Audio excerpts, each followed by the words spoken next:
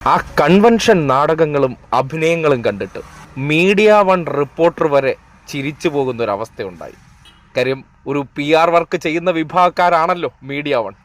ആ നിലയ്ക്ക് media one channel live കൊടുക്കുന്ന സന്ദർഭത്തിൽ ആ കെട്ടിപ്പിടി ദൃശ്യവും കൺവെൻഷൻ വേദിക്കുള്ളിൽ നടത്തിയ കോപ്രായങ്ങൾ കണ്ടിട്ട് കണ്ടിരുന്ന വനിതാ റിപ്പോർട്ടറുടെ ഓഡിയോ അന്തരീക്ഷത്തിലേക്ക് വന്നു.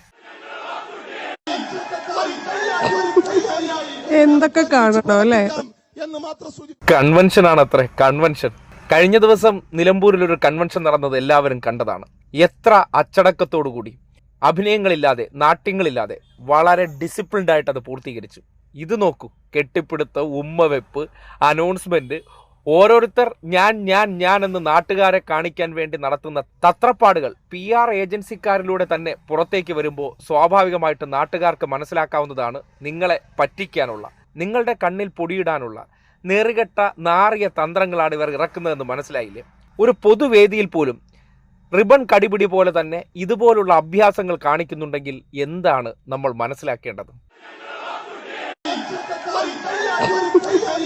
എന്തൊക്കെ കാണണോ അല്ലേ?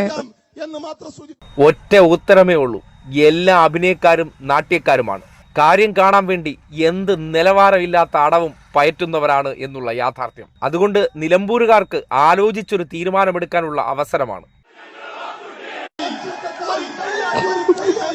എന്തൊക്കെ കാണണോ അല്ലേ?